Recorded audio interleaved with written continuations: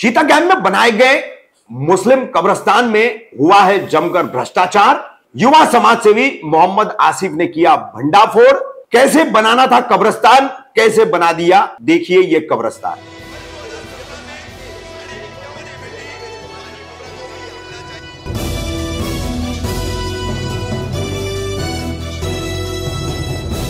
मैं रफीक कामदार, हिंदुस्तानी रिपोर्टर में आपका स्वागत है। मुंबई के हार्बर लाइन का एक उपनगर सबब चीता कैंप। चीता कैंप में अच्छी खासी अल्पसंख्यकों की, मुस्लिमों की आबादी है, तो यहां पर एक कब्रिस्तान भी है। इस कब्रिस्तान के निर्माण के लिए करोड़ों की निधि लाई गई, करोड़ों का फंड लाया गया, लेकिन काम किस तरह से किया गया, सबसे पहले हम इस खबर में आपको बताएंगे। जो कब्रिस्तान के ब्लूप्रिंट्स है, जो उसके एनिमेशंस है, जो बनाए गए थे कि इस तरह से कब्रिस्तान बनाया जाएगा, वो सबसे पहले आपको दिखा रहे हैं।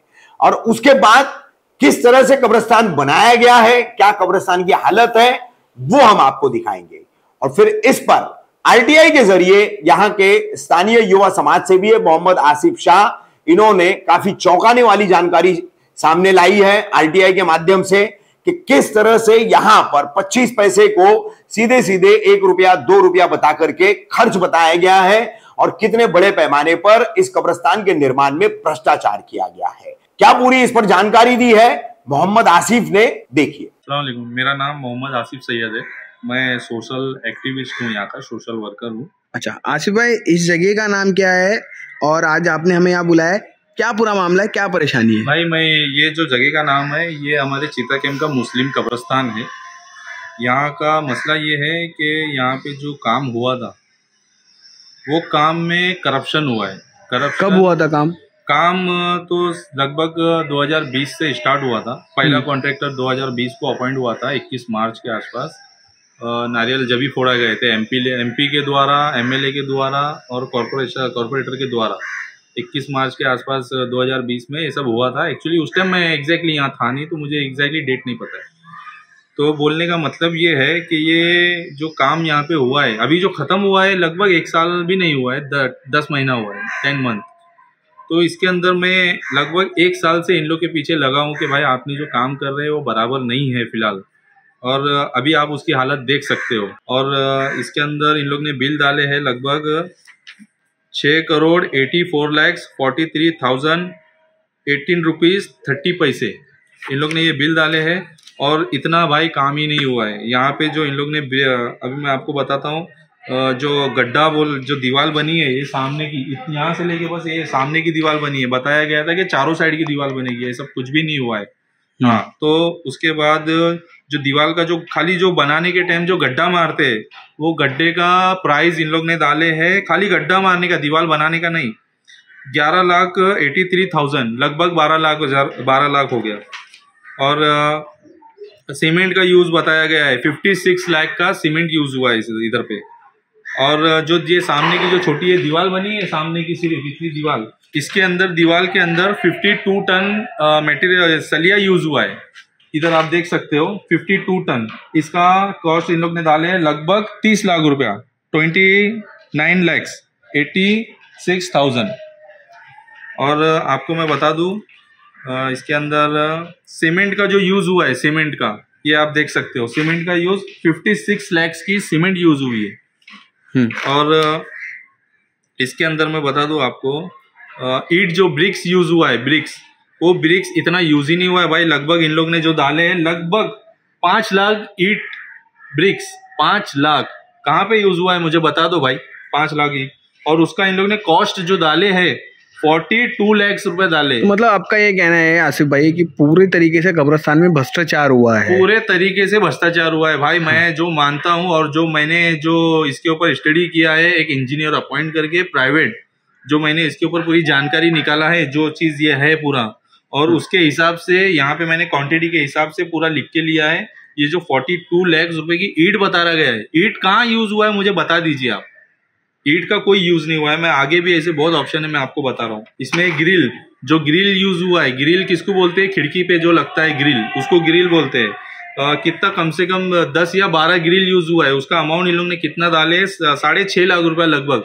और उसका क्वालिटी अगर आप देखोगे तो कम से कम 50-60-70 हज़ार रुपए से ज्यादा का मटेरियल ही नहीं है। 6.5 लाख रुपए उसका बिल डाले है। मतलब पूरी गैलरी है, खिड़की की गैलरी जो हाँ, जो ग्रिल किसको बोलते हैं, खिड़की के जो लगते हैं ऊपर जो लगती है, हाँ। जो गेट है वो उसको गेट नहीं बोलते, ग्रिल हाँ। नहीं बोलते हाँ।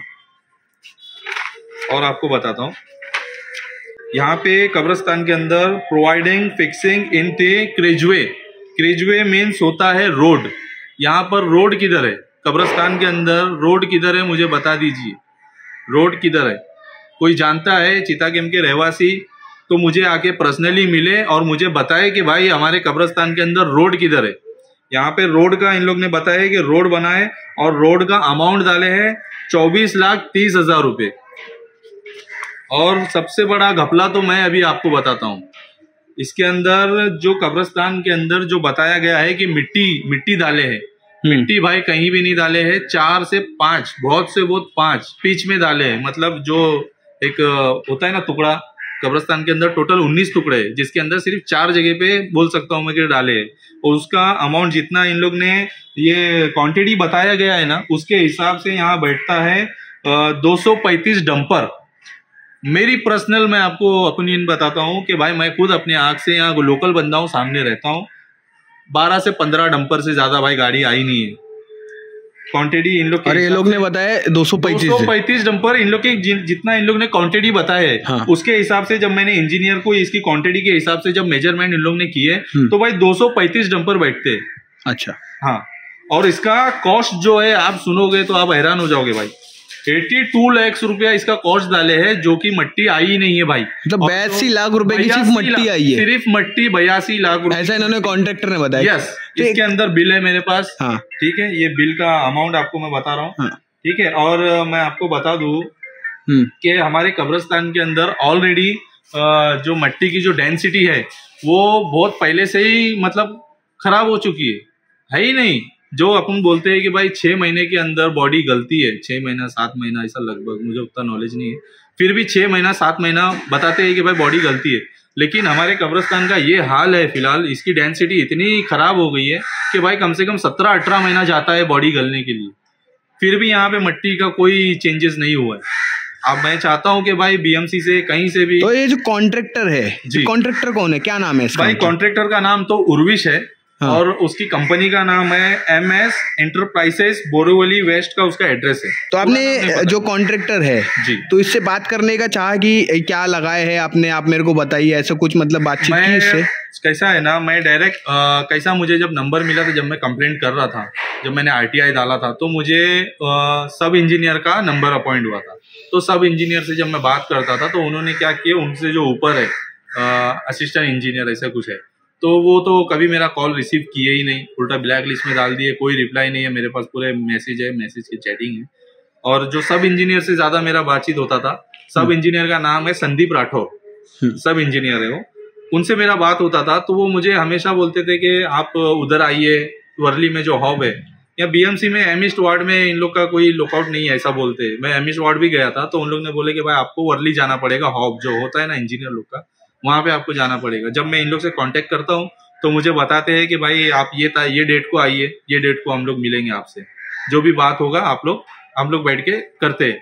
तो जब मैं इन लोगों को जाने के लिए कॉल करता हूँ तो बोलते हैं कि भाई हम लोग कहीं दूसरी जगह विजिट पे, मतलब ऐसा बोल के मेरे को इन लोग मतलब बहाना बना। अच्छा। और उसके बाद में मेरा नंबर डाल दिए ब्लॉक लिस्ट में, ब्लैक लिस्ट बोलते हैं ना, तो मेरा कॉल नहीं लगता है, तो मैं दूसरे के नंबर से कॉल लगा के इन लोग से बात करना पड़ता है। अच्छा आसिफ भाई, इस मामले को लेकर आपने कुछ पत्र व्यवहार वगैरह किया था क्या? जी, मैंने इस मामले को लेकर अभी हमारे जो CM सर है एकनाथ शिंदे जी, उनको मैंने पत्र दिया हुआ है। ये पत्र दिया हुआ है। मैं चाहता हूं कि इसके ऊपर सही तरीके से जांच हो, कार्रवाई हो, एक टीम बिठाई जाए। क्या आश्वासन मिला ये पत्र देने के बाद? ये पत्र देके मुझे तो ये बोला गया है कि भाई इसके ऊपर देखेंगे, कार्रवाई होगी इसके ऊपर। अच्छा, कब होगी, कुछ मतलब होगी वो डेट नहीं पता है मुझे एग्जैक्टली, मैं अभी रिवील नहीं कर सकता हूँ, क्योंकि जो सामने वाली पार्टी है जो भ्रष्टाचार करी हुई है, वो ऑलरेडी जो मेरे जानने वाले हैं, पहचानने वाले हैं, उन लोग के पास जाके धमकी दे रहे हैं। मैं उन लोग कौन है मतलब है, मैं नाम नहीं ले सकता उन लोग का अभी फिलहाल, थोड़ा दिन जान दो। यहाँ की सत्ताधारी पार्टी? हाँ, सत्ताधारी लोग है जा रहे हैं। मतलब मेरे जो दोस्त लोग हैं जो मेरे साथ उठते बैठते हैं, उन लोग को जाके उन लोग के घर पे जाके डरा रहे कि भाई वो आसिफ के साथ तो कुछ भी हम लोग केस बना सकते हैं, तुम्हारे बेटे को संभालो, वो उसके साथ घूम रहा है, ऐसा मैं बोले मतलब भ्रष्टाचार के खिलाफ आवाज उठाओ। हाँ, तो अपने ऊपर केस खाओ, अपने ऊपर केस खाओ, ऐसा मेरे ऊपर चल रहा है। अच्छा। मैं अभी इसको लेके हाईकोर्ट में एक अपील देने वाला हूँ, अपने चीफ जस्टिस जो है वहां पे एक पत्र देने वाला हूँ कि भाई मेरी जान को भी खतरा है, फिलहाल जो मैं मुद्दा उठाया हूँ बहुत बड़ा अत्याचार है, यहाँ पे भ्रष्टाचार हुआ है, तो इसको लेके मैं अभी हाईकोर्ट में भी जाने वाला हूँ फिलहाल। अगर मुझे इसके ऊपर कहीं से कोई आश्वासन नहीं मिलता है, कोई कार्रवाई नहीं होती है, तो मैं हाईकोर्ट में जाऊंगा, PIL भी डालना पड़े PIL डालूंगा, और मुझे इसके खिलाफ अगर धरना प्रदर्शन भी करना पड़े तो मैं कर सकता हूँ। भाई मैं अब भी चाहूँ तो 5 मिनट के अंदर 200,000 लोग को जमा कर दूं, लेकिन मुझे वो काम नहीं करना है। मैं चाहता हूँ शांतिपूर्वक कार्रवाई अपने ईमानदारी से अच्छे से हो, सिर्फ कार्रवाई हो। मैं ज्यादा बात नहीं करना चाहता हूँ इस विषय पे, मतलब जो भ्रष्टाचार हुआ है उस पर कार्रवाई, उसके ऊपर कार्रवाई हो, करने वालों पर कार्रवाई हो, चाहे वो कोई भी हो।